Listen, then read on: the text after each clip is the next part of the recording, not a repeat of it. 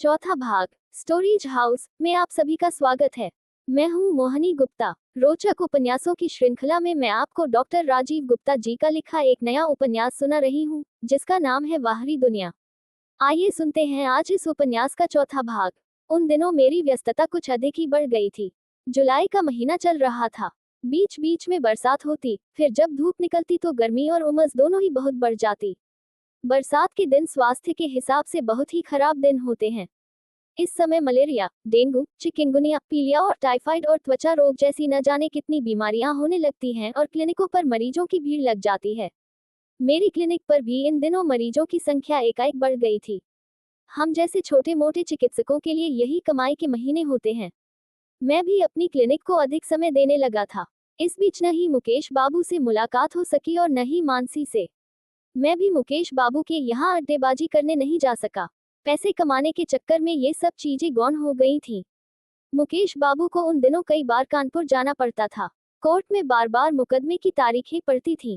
वे चाहते थे कि भले ही रेणु उनके पास वापस न लौटे पर अंकुर का संरक्षण उन्हें मिल जाए।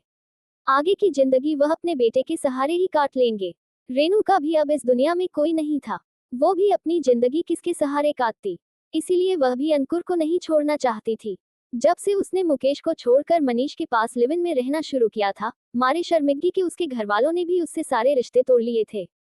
जब मुकेश बाबू उसे अपने साथ रखने को तैयार थे तो उसे वापस लौट आना चाहिए था, पर शायद उसकी अंतरात्मा उसे कचोटती रहती थी, इसलिए उनके पास वापस लौटने में उसे संकोच हो रहा था।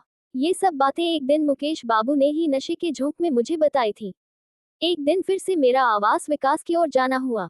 मैंने सोचा कि चलो आज मुकेश बाबू से मुलाकात कर लें। उस दिन शायद कोई पर्व था और बैंक की छुट्टी थी, पर संयोग देखिए, उस दिन भी जैसे ही मैं मुकेश बाबू के घर के पास पहुंचा, मैंने देखा कि उनके घर में एक औरत प्रवेश कर रही है। उसका मुंह स्कार्फ से ढका था। मुझे लगा कि यह वही युवती है जो कि उस दिन उनके घर से सुबह सुबह निकल रही थी। वही कदकाठी और वही चाल। मेरे दिमाग में फिर यही आया कि यह रेणु जी ही है। हो सकता है कि वह उनसे कभी बाहर मिलने चली आती हो। आखिरकार वह अभी तक उनकी पत्नी है। उनका आपस में मेलजोल हो जाए तो अच्छी बात है। दोनों की जिंदगी आसान हो जाएगी। अंकुर का जीवन भी सुधर जाएगा। संतान के लिए माँ बाप क्या नहीं करते हैं। उसकी खातिर वे लोग भी अतीत की कड़वी बातें भुला कर समझौता कर ले तो बुरा क्या है। अब मुझे मुकेश बाबू के घर जाना निरर्थक जान पड़ा। बेकार ही कबाब में हड्डी बनने से क्या फायदा था। मैं उनके घर न जाकर वापस अपने घर लौट आया। यूं ही कई दिन गुजर गए। एक शाम मैं अपनी क्लिनिक में बैठा मरीजों को देख रहा था कि मुकेश बाबू आ गए। उस समय रात के लगभग 8 बजे थे। कुछ एक मरीज मेरी क्लिनिक पर बैठे थे। मुकेश बाबू भी दुआ सलाम करके चुपचाप आकर मेरे कैबिन में बैठ गए। मैं एक मरीज का ब्लड प्रेशर देख रहा था। मैंने उनकी तरफ देखा। वे कुछ सुस्त और परेशान से नजर आ रहे थे, बहुत थके हुए और बीमार से। कहिए क्या बात है मुकेश बाबू, बहुत दिनों बाद नजर आए। कुछ उखड़े उखड़े से लग रहे हैं। तबीयत तो ठीक है, मैंने उनके चेहरे पर एक नजर डालते हुए पूछा। अरे कहाँ ठीक हूँ, इन दिनों कुछ बीमार चल रहा हूँ, तभी तो आपके पास आया हूँ, उन्होंने बुझी बुझी आवाज में कहा। आजकल मौसम बहुत खराब चल रहा है। शहर भर में वायरल फीवर फैला हुआ है। आपको भी हो गया होगा। मैंने कहा, नहीं, वो बात नहीं। मुझे बुखार बुखार कुछ भी नहीं है। कुछ और ही परेशानी है, उन्होंने कुछ संकुचाते हुए कहा। और क्या परेशानी है, बताए। आप पहले अपने मरीजों से निपट ले, फिर तसल्ली से बताता हूँ। मुझे उनकी बात सुनकर हैरानी हुई। आखिर उन्हें ऐसी कौन सी बीमारी हो गई है जो कि वह पूरी तसल्ली से बताना चाहते हैं। यही सोचता हुआ मैं जल्दी जल्दी अपने मरीजों को निपटाने लगा। आखिरी मरीज देखने के बाद मैंने उनसे कहा, हाँ तो मुकेश बाबू, अब बताए कि समस्या क्या है। मेरी बात सुनकर इधर उधर देखते हुए वह धीरे से बोले, विकास जी, मुझे लगता है कि मुझे कोई गुप्त रोग हो गया है। इस कारण मैं आजकल बहुत परेशान हूँ। आप जरा मेरे रोग को ठीक से समझिए। गुप्त रोग? उनकी बात सुनकर मैं आश्चर्य में पड़ गया। मजाक क्यों कर रहे हैं आप? नहीं, मजाक नहीं, मुझे तो कुछ ऐसा ही लगता है। ये कैसे हो सकता है? आप तो बहुत नियम संयम से रहते हैं, एकांकी जीवन व्यतीत कर रहे हैं। ऐसे लोगों को ये रोग थोड़े ही होते हैं। मैं उनकी बात मानने को तैयार नहीं था। यही एकांकी जीवन तो मेरे लिए परेशानी का सबब है, विकास जी। मेरी अभी उम्र ही क्या है? मैं कोई साधु महात्मा तो हूँ नहीं। नहीं, मैंने ब्रह्मचर्य रखने का व्रत ले रखा है। जब तक शरीर की भूख मुझे भी परेशान करती है, ऐसी दशा में मैं भला कहाँ जाऊं? उन्होंने झिझकते हुए कहा, शरीर की भूख परेशान करती है तो आप दूसरी शादी कर लें। रेणु जी तो अब आपके पास लौटना ही नहीं चाहती हैं। मैंने कहा, एक शादी करके देख चुका हूँ। शारीरिक जरूरतों को पूरा करने के लिए दूसरी शादी करने की क्या जरूरत है। आजकल पैसों से सब खरीदा जा सकता है। इस शहर में ही कई ऐसी औरतें हैं जो पैसों के लिए एक रात की दुल्हन बनने के लिए तैयार हैं। उनका भी तो काम धंधा चलना चाहिए। वे लोग बेचारी कहाँ जाएंगी। मुकेश बाबू ने फीकी मुस्कान के साथ कुछ बेशर्मी से कहा। उनकी बातें सुनकर मैं हैरान रह गया। मुझे उनसे इस तरह की वाहियात बातों की कतई उम्मीद नहीं थी। वह तो साहित्यिक अभिरुचि के इंसान थे। वे भी ऐसी घटिया बात करेंगे, मैंने कभी सोचा भी नहीं था। पर किसी इंसान का क्या भरोसा कि अंदर से वह कितना घटिया है। और फिर यह शरीर की भूख कुछ होती ही ऐसी है कि इंसान को फिसलते देर नहीं लगती है। जानवर हो या इंसान, इस भूख के आगे सभी मजबूर हैं। उस दिन भी मुझे लगा कि सचमुच ही इस दुनिया में लोग किस तरह मुखौटे लगाए हुए जी रहे हैं। हम मुखौटे के भीतर के सही व्यक्ति को कभी पहचान ही नहीं पाते हैं। मुकेश बाबू को भी मैंने जिस तरह का इंसान समझा था, वह उस तरह के इंसान थे ही नहीं। मुझे उन्हें समझने में भारी भूल हुई थी। मैं समझ गया था कि वही एक रात की दुल्हन उन्हें ये रोक दे गई है। ऐसी औरतें तो एक ही दिन में न जाने कितने पुरुषों से संसर्ग करती हैं। इसलिए उन्हें ऐसी बीमारी अक्सर हो ही जाती है। फिर वे लोग बेचारी अपना इलाज भी तो नहीं करवा पाती हैं। वे ताउम्र इस रोगों की पीड़ा सहती हुई दूसरों को भी यह रोग बांटती रहती हैं। अंकुर की खातिर आपको तो रेणु जी से मिले जाना पड़ता है। क्या वे कभी आपसे मिलने आपके घर आई हैं? मैंने आज उस रहस्य से पर्दा उठाने की गरज से पूछा जो कि मुझे इतने दिनों से परेशान कर रहा था। मुकेश बाबू ने इनकार करते हुए कहा, नहीं, मनीष के पास जाने के बाद रेणु कभी भी मेरे घर नहीं आई। मैं पहले भी आपसे कह चुका हूँ कि मैं रेणु से बहुत ही नफरत करता हूँ। पर अगर वह मेरे पास लौटना चाहे तो मैं अपने बच्चे की खातिर इस कड़वे घूंट को भी पी लूंगा। अब मुझे विश्वास हो गया था कि जिस औरत को मैं अक्सर मुकेश बाबू के घर आता जाता हुआ देखता हूँ, वह कोई कालगल है, जिसे मुकेश बाबू अपनी वासनापूर्ति के लिए अपने घर पर बुलाते हैं। मेरे लिए यह बहुत हैरानी की बात थी, पर मैं कर भी क्या सकता था। मुकेश बाबू कोई बच्चे तो थे नहीं कि मैं उनको समझाता। अपना अच्छा बुरा वे खुद ही सोच सकते थे। मैंने उन्हें कुछ जांचें लिख दी और जांच की रिपोर्ट मिल जाने के बाद दवाइयां लिखने को कहा। उस दिन मैं बहुत ही अन्ना सा रहा। मानसी जब तब अपनी कोई न कोई समस्या लेकर मेरे पास आती रहती थी। उसकी बीमारी दोबारा उभर आई थी। एक दिन मैंने मानसी से फिर पूछा, मानसी, आखिर तुम अपने पति को साथ लेकर क्यों नहीं आती हो? जब तक दोनों का एक साथ उपचार नहीं होगा, तुम्हें इस रोग से पूरी तरह से मुक्ति नहीं मिलेगी। मेरी बात सुनकर मानसी उदास हो गई। मैं उसकी उदासी का कारण समझ रहा था। वह बहुत देर तक खामोश बैठी रही। फिर वह ये कहकर चली गई कि अगली बार वह अपने पति को लेकर ही आएगी। इसके बाद कई दिन तक मानसी नजर नहीं आई। मैं अक्सर ही उसके बारे में सोचता रहता था। मुझे अब वह बहुत ही रहस्यमय औरत लगने लगी थी। मैंने सोचा था कि अब मानसी शायद ही कभी मेरी क्लिनिक पर आए। वह इतनी बार तो मुझसे झूठ बोल चुकी है। अब वह भला कौन सा मुंह लेकर मेरी क्लिनिक पर आएगी? मेरे अलावा भी इस शहर में बहुत से चिकित्सक हैं। वह किसी और के पास दिखाने चली जाएगी, उनसे झूठ बोलेगी। उसकी भोली सूरत देखकर कौन नहीं उस पर विश्वास कर लेगा। पर मेरा ये सोचना गलत निकला। उस दिन मैं हैरान रह गया जब एक अजनबी युवक मेरी क्लिनिक पर आया। मैंने पूछा, कहिए क्या तकलीफ है? मेरी बात सुनकर वह हंसने लगा। नहीं सर, मुझे कोई तकलीफ नहीं है। मानसी ने मुझे आपसे मिलने के लिए कहा है। उसकी बात मुझे ठीक समझ में नहीं आई। मानसी क्यों उसे मुझसे मिलने के लिए कहेगी? वह क्या कोई LIC का एजेंट है? हो सकता है मेरा बीमा करने आया हो। मानसी ने उसे भेजा हो। LIC वाले तो किसी न किसी की तलाश में रहते ही हैं। मैंने हैरानी से पूछा, मानसी ने? वह क्यों? वह बोला, आप हैरान न हो सर, मेरा नाम प्रदीप है। मैं मानसी का पति हूँ। अब उसकी बात मेरी समझ में आई। वह कोई बीमा एजेंट नहीं था, मानसी का पति था। मैंने ही तो न जाने कितनी बार मानसी से कहा था कि वह अपने पति को साथ लेकर आए, तभी उसका ढंग से इलाज हो पाएगा। इसलिए तो वह आज आया था। मानसी ने उसे बहुत मनुहार करके भेजा होगा। पर मानसी उसके साथ क्यों नहीं आई थी? उसे क्या अपने पति के साथ आने में शर्म आ रही थी? ओह, तो आप मानसी के पति हैं। उसे देखकर मुझे कुछ हैरानी हो रही थी। मेरा सारा अनुमान गलत निकला था। वह बहुत ही सुदर्शन युवक था, खूबसूरत और पढ़ा लिखा, बहुत ही शालीनता से बात भी कर रहा था। मैं सचमुच हैरान था। उस क्षण मैं सोच रहा था कि अगर यह मानसी का पति है तो प्रतिभा ने उस दिन मुझसे झूठ क्यों कहा था कि उसके पापा उसके साथ नहीं रहते हैं। अचानक मुझे लगा कि मैं ही गलतफहमी में था। प्रदीप अधिकतर घर से बाहर रहता है, शायद इसीलिए प्रतिभा ने ऐसा कह दिया होगा। बच्ची ही तो है। सचमुच में ही उसकी बात ठीक से समझ नहीं पाया था। हे भगवान, मैंने ये क्या समझ लिया था। मानसी भला मुझसे झूठ क्यों बोलेगी? वह तो हमेशा अपनी मांग में सिंदूर भरे रहती है। अपनी ऐसी ओछी सोच पर मुझे खुद पर बहुत शर्म आई। मैं भी कैसा लेखक हूँ। जिस औरत को मैं अभी तक ठीक से समझ ही नहीं पाया हूँ तो उसको लेकर उपन्यास क्या खाक लिखूंगा। उपन्यास लिखने के लिए तो उपन्यास के पात्रों के चरित्रों को पहले ठीक से समझना जरूरी है। मैं वही ठीक से नहीं समझ पा रहा हूँ। जी हाँ, उसने कहा। मानसी ने कई बार मुझे आपसे मिल लेने के लिए कहा था, पर व्यस्तता के कारण मैं ही नहीं आ पाया। मैं अधिकतर शहर से बाहर रहता हूँ ना। उसने स्पष्टीकरण दिया। वह ठीक ही कह रहा था। ऐसा ही तो मानसी ने मुझे बताया था। देखिए प्रदीप जी, आपकी पत्नी को कुछ समस्या है। इसका संबंध आपसे भी हो सकता है। मुझे और कोई कारण नजर नहीं आ रहा है। मैं चाहता हूँ कि आप भी अपनी जांच करा लें। अगर आप दोनों का उपचार साथ साथ चलेगा तो आप दोनों की बीमारी पूरी तरह से ठीक हो जाएगी। नहीं तो ये रोग यूं ही चलता रहेगा। बाद में ये रोग आप लोगों को बहुत कष्ट देगा। मैंने बात को आगे बढ़ाने की भूमिका बांधी। मेरी बात सुनकर प्रदीप छिप गया। आपका अनुमान ठीक है, सर। पहले ये रोग मुझे ही हुआ था। मुझसे ही यह रोग मानसी को हुआ होगा। जब मानसी ने मुझे बताया तो 5 दिन पहले कानपुर में मैंने अपनी सारी जांचें करवा ली हैं। कानपुर के एक अच्छे डॉक्टर से मेरा इलाज भी चल रहा है। कहते हुए प्रदीप ने मुझे कुछ दवाइयों के नाम भी गिनवा दिए। मैं उसकी बातों से संतुष्ट हो गया। ये ही दवाइयां उसे चलनी चाहिए थी। मैंने यूं ही पूछा, पर ऐसा क्यों हुआ प्रदीप? आपकी पत्नी खुद ही बहुत अच्छी है, चरित्रवान है। क्या आप उससे संतुष्ट नहीं रहते हैं? या आप लोगों के बीच कोई अनबन चल रही है?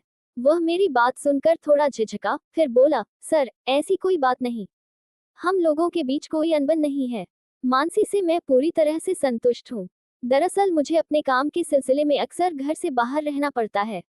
कभी भी महीने में 20 दिन भी। पर मुझे बाजारों औरतों की लत नहीं है। आज से 6 महीने पहले मैं अपने दोस्तों की संगति में फंस गया था। हम लोगों ने कानपुर में एक होटल में एक कॉलगर्ल के साथ रात बिताई थी।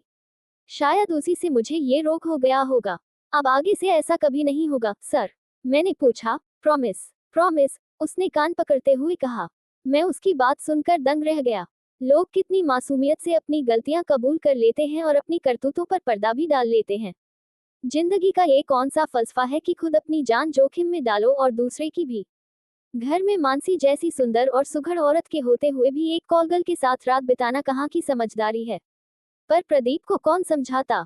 मुझे तो मानसी के भाग्य पर तरस आ रहा था। बेचारी मानसी जैसी औरतें अपने ही घर में कितना विवश हो जाती हैं और ऐसी बीमारियों का दंश आजीवन झेलती रहती हैं, जबकि उनका कोई दोष नहीं होता है। मैंने कहा, तब ठीक है। जब आप खुद ही समझदार हैं, तो मैं क्या कहूँ? मेरी बात सुनकर वह मुस्कुराया। फिर वह मुझे नमस्कार करके चला गया। उसका यहाँ आने का काम पूरा हो गया। वह तो बस मानसी के कहने पर यहाँ आया था। उसे शायद मानसी की रत्ती भर भी चिंता नहीं थी।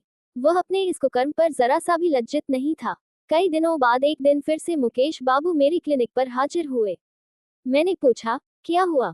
आपने जांच कराई? मुकेश बाबू ने सिर हिलाते हुए अपनी जेब से जांच की रिपोर्ट निकलकर मेरे सामने बढ़ा दी।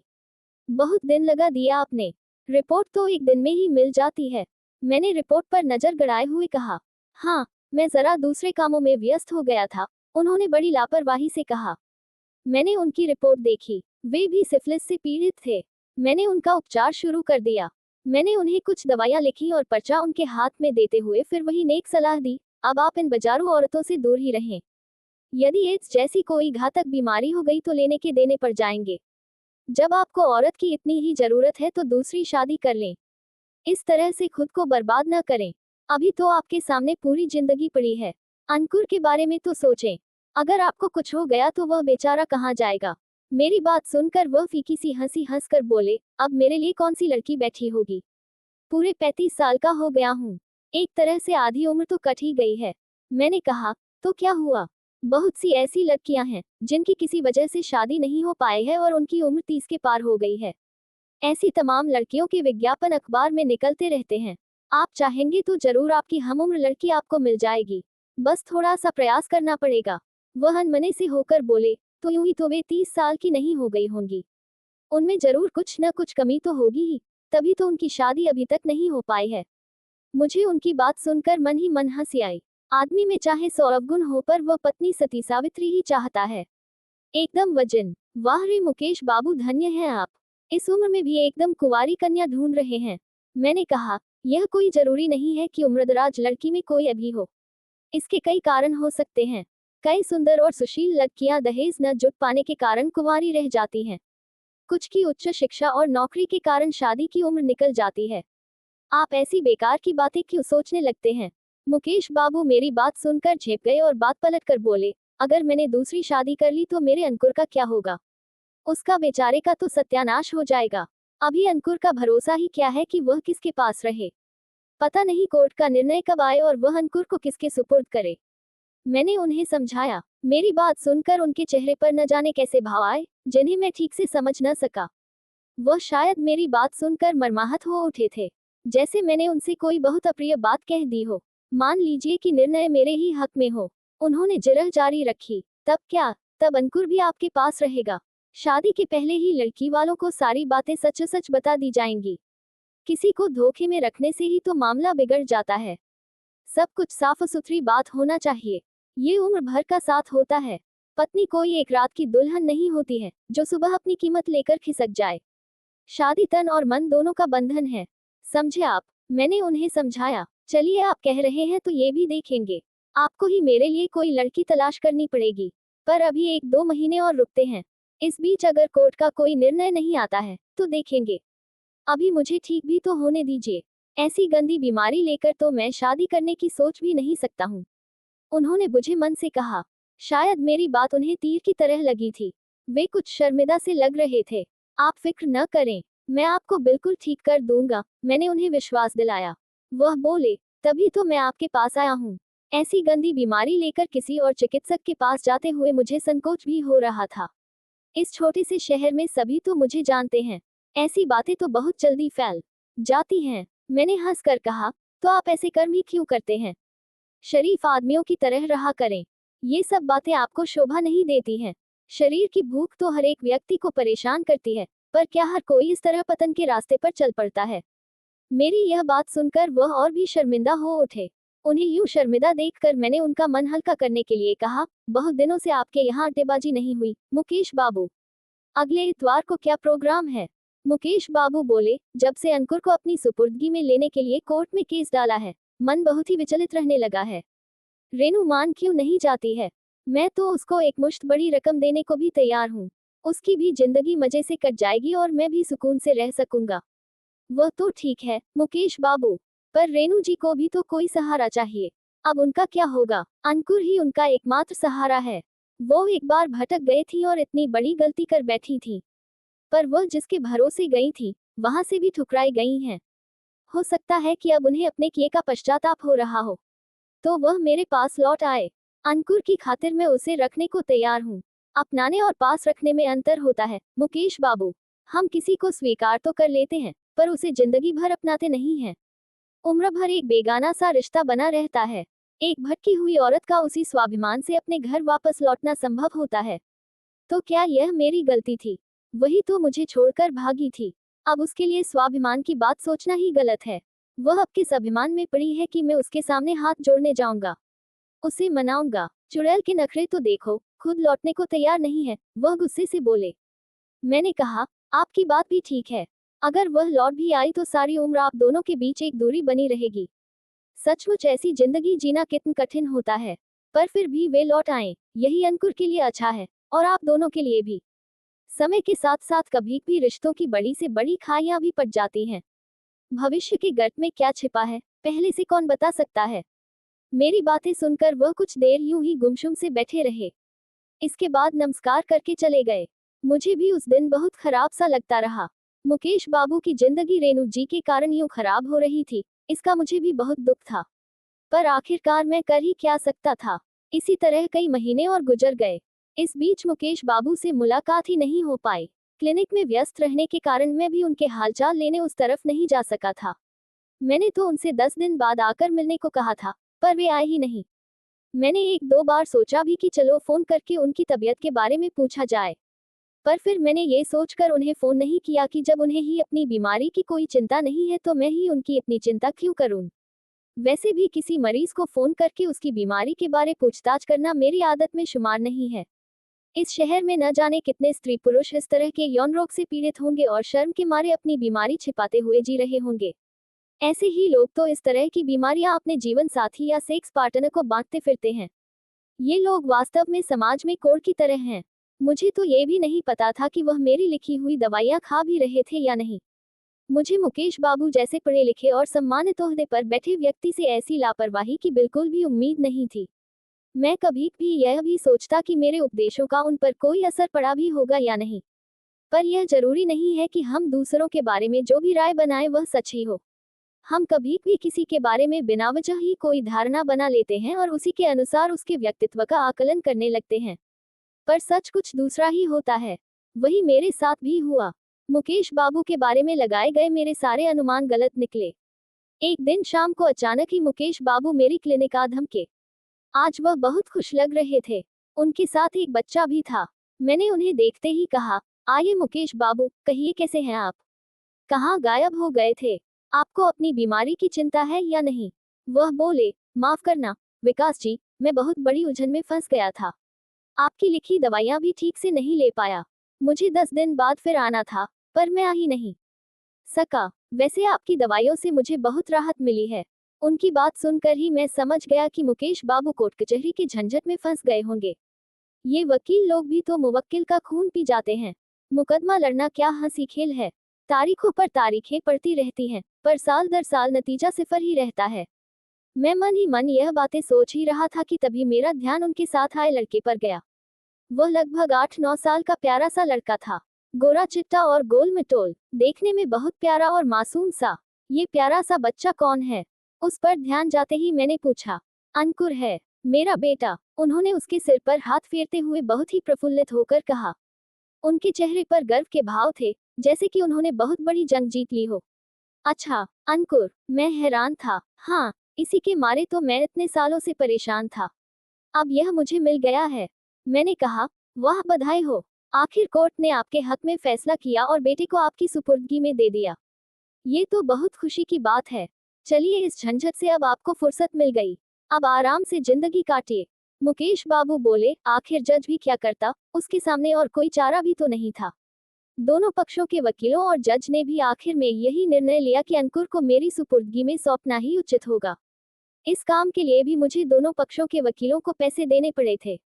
अजीब बात थी। मुकेश बाबू की बातें सुनकर सचमुच मुझे बहुत हैरानी हो रही थी। ऐसा क्यों कह रहे हैं वह? ऐसा भी कहीं होता है? क्या उन्होंने विपक्षी वकील को पैसे देकर खरीद लिया था? मैंने पूछा, सो क्यों मुकेश बाबू? आपको दोनों पक्षों के वकीलों को क्यों फीस देनी पड़ी? क्या रेणु जी की आर्थिक स्थिति इतनी खराब है कि वे अपने वकील को फीस भी नहीं दे सकती हैं?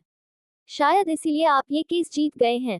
ऐसी बात नहीं है विकास जी। दरअसल रेणु ने 2 महीने पहले आत्मग्लानि के मारे आत्महत्या कर ली है। वह अपने सुसाइड नोट में लिख कर गई है कि वह अपने पति की अपराधी है। उसे जिंदा रहने का कोई हक नहीं है।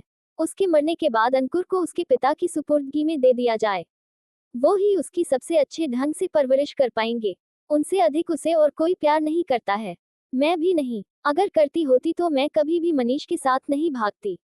मैंने अपने ही हाथों अपनी गृहस्थी उजाड़ी है, अपना सर्वनाश किया है, इसलिए मैं खुद को सजा दे रही हूँ।